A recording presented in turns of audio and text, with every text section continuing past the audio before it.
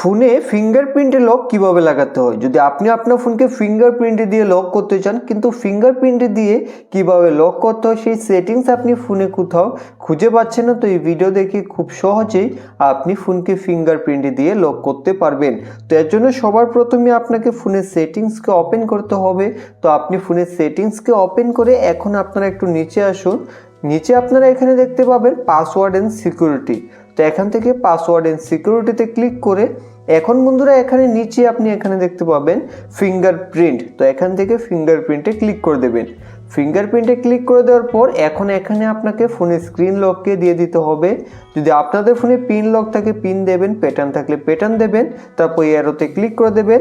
এখন এখানে দেখতে পাবেন এনরোল নাও, তার উপরে ক্লিক করে এখন আপনি এখানে আপনার ফোনের ফিঙ্গারপ্রিন্ট সেন্সরে আঙুল রেখে ফিঙ্গারপ্রিন্টকে অ্যাড করবেন।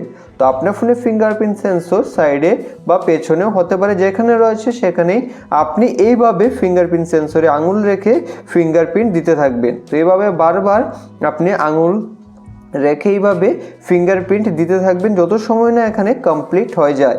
তো এখানে কমপ্লিট হওয়ার মধ্যে আপনারা যদি আমাদের চ্যানেলে প্রথম হয়ে থাকেন তাহলে চ্যানেলটিকে এখনই সাবস্ক্রাইব করে পাশের বেল আইকনে ক্লিক করে অল নোটিফিকেশনকে অন করে দেবেন। ভিডিওটি ভালো লাগলে একটি লাইক করবেন।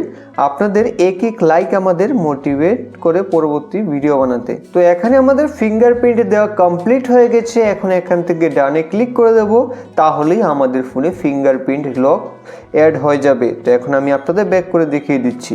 তো এখন যদি ফোনকে লক করি তাহলে এখান থেকে ফিঙ্গারপ্রিন্ট দিয়ে খুব সহজেই ফোনকে আনলক করতে পারবো। আর যদি কখনো ফিঙ্গারপ্রিন্ট কাজ না করে তাহলে কিন্তু আপনি আপনার ফোনের স্ক্রিন লক দিয়েও এইভাবে আপনি ফোনকে আনলক করতে পারবেন। তো এইভাবে খুব সহজেই আপনি ফোনকে ফিঙ্গারপ্রিন্ট দিয়ে লক করতে পারবেন।